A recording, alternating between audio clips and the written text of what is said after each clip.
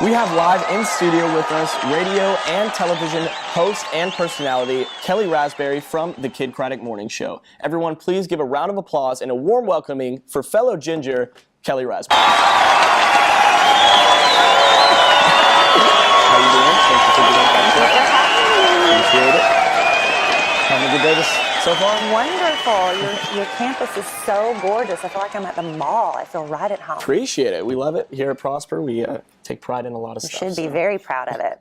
So just to get to know you, some background information, even for some of the viewers who might not know who you are. How did you really get into the radio and the even Kid Craddock Morning Show? How'd you get on that? Well, I didn't start off wanting to be in radio. I was a huge fan of radio. When I was growing up, we'd have the weekly countdown shows with Rick Dees. I don't even know if kids of your age even know who that is anymore. I can't say I do. No offense. Right. Well, like Casey Kasem, do you remember that name? The old classic. I have heard of Casey Kasem. It was about the same time, and every week I would record his shows. I just worshipped the radio, but I didn't ever think about being on it myself. I actually wanted to be a sitcom actress. I loved sitcoms. I loved the whole format of that, and so I went to a talent convention hoping to get signed by an agent to do acting, but instead I met the owner of a radio station who thought I had a great personality for radio and suggested I call his buddy that owned a radio station in my hometown and say, I want a job, and basically that's what I did. I just called up and told them that I wanted to work in radio, and it kind of snowballed from there. I was 19 years old, and a friend of mine that I worked with in Florence, South Carolina, my hometown, thought I was bigger than Florence, and he started actually looking through trade papers and saw this ad for a job in Dallas with this man I'd never heard of before named Kid Craddock. And made me apply for it, and I did, and I got the job. That's awesome. Yeah. So tell me, now that you've been in the Kid Craddock Morning Show for a little while now, tell me some of the things y'all do, like the kids and these like fundraisers or Yeah, I mean, we do a lot. I mean, our show is mostly focused on entertaining and keeping people occupied in the morning when they're trying to get ready for work or school or whatever they're doing, keeping them entertained. But Kid also realized that he had such a huge platform and that we could do a lot of good with the influence and power we have on the radio. So when his wife was expecting their daughter Caroline, who is how old is she now? She's like 24, I believe, 25. But when she was pregnant with Caroline, the doctors told Kid and his wife Carol that she was going to be born with a twisted femur and would never walk. Oh. And so, of course, he dropped to his knees and started praying, and he promised God, you give me a healthy daughter and I will do something to give back. And when she was born perfectly healthy, Kid actually followed through on his promise to God. We don't always do that. Yeah. But he started the charity Kids. And it's really for the kids, like if Caroline had been born with a twisted femur, she wouldn't have been able to walk, but she would have been able to live, an otherwise normal life.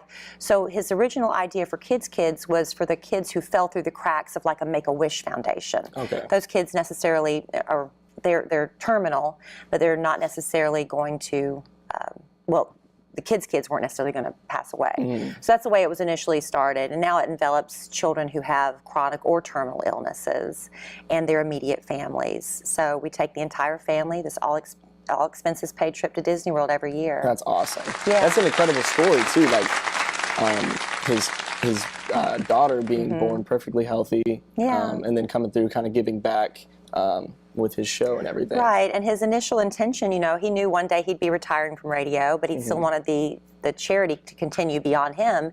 So he always wanted his daughter Caroline to carry on, after he had retired. He didn't plan on passing away. That was an unexpected death. So she got thrust into that role unexpectedly at a very early age, but she's done a really great job. That's awesome. And tell me, I know y'all are kind of introducing a teenager type thing, not the young children anymore, more teenagers now. Can you tell me a little bit about that? Yeah, the program has always been for ages 5 through 12. And we just, because some people get upset, why 5? I have a 3-year-old that would love Disney World. That's true, but if you've ever been to Disney World and see these little babies and toddlers running around, it's not always the happiest place on earth. Yeah. And, plus when you're about 5 or 6 years old, that's when you start having memories. I mean, do you really remember anything from when you were 2 or 3? I can't say I can. Right. So about 5 is when your memories start really, sticking with you. So we initially started it, or Kid did, for ages 5 through 12. But there's a lot of kids who would love to be able to go, but they just missed the deadline.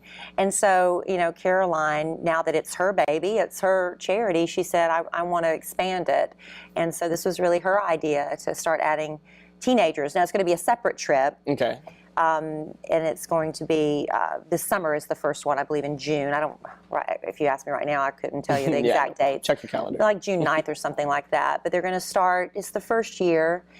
So the applications are now being accepted. Okay. So if you know of anyone who has a terminal or a chronically ill teenager, you can go to kidskids.com and the application will be online. And is it to the same place? Is it still to Disney World? It's still Disney World, but it's actually through Give Kids the World. We're partnering with another organization that actually has a beautiful facility right off the Disney property. They're going to get to go to all the parks and do everything we do as a kids family, but even more. They get to go to Universal Studios. They can do a lot of other things, whereas our kids trip with the ages 5 to 12, we just really stay in the parks. Yeah, that's such a great way to give back to the community and everything. Yeah, it's our listeners doing it. It's really our listeners who donate. If they didn't do it, we couldn't afford to do it. Absolutely. So I hear you're kind of a love doctor, a love expert. Well, I went kicking and screaming into that. Kid, many years ago, decided he wanted me to give love advice. Now, granted, at the time, my love life was a complete mess. It was a mess. But he thought I gave common sense advice, and it's basically because I've made a lot of mistakes. It's easy to give advice if you've been there, done that. People who've always never had an issue and they've never had any experience with failing. How can they give you advice? All they know is, well, what I do works. I don't understand. So because I failed so many times, I guess he thought I would be a good person to share advice. But I went kicking and screaming into it. I didn't want to do it. And so it was just kind of out of the blue? Yeah. And how long ago did you? Oh gosh, it's been going on 20 years now. I've been doing it. Because I was like, why would anybody want to listen to me? I'm not even in a healthy relationship myself. But, it's easy to do as I say, not as I do, I guess, or do as I did. So you don't do that again, right? Love letters to Kellie. So I have a little scenario for you. I got a buddy, and he's I guess you could say, for the century. He has some girl problems in the. Is this your friend you're talking about? He'll remain unnamed. Oh, okay. I guess you could say that. Your very good friend unnamed. Okay. So can you give me some? You're the love expert. Can you give me some tips and tricks? That on how to get girls? I guess maybe get a successful date. I don't know. He just wanted me to ask. Well, this is very limited information you're giving me. But as a teenager, it's really hard. I mean, a lot of adults look at teenagers like, you don't know what love is. You just wait. But I remember what it was like to be a teenager, and that to me was love. Mm-hmm. Everything I felt was the deepest emotion, the deepest euphoria, the deepest heartbreak. So when a teenager comes to me and says I'm having love problems, I really do believe, because that is your truth, that is your love experience.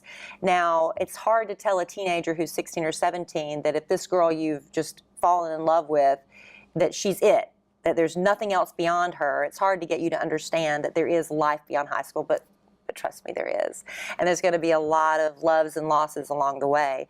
As far as getting a girl in high school, what worked for me was personality. Mm-hmm. I had crushes on I look back at the yearbook now and I'm like, he was not exactly the most attractive person in school, but he made me laugh and he was confident, and there's something to be said about having that confident swagger that makes up for a few pimples and not having the biggest biceps. I had crushes on the best looking guys in school too, but the ones that really get you where you laugh and where you can, that's what I would go for, is working on developing the personality. Mm-hmm.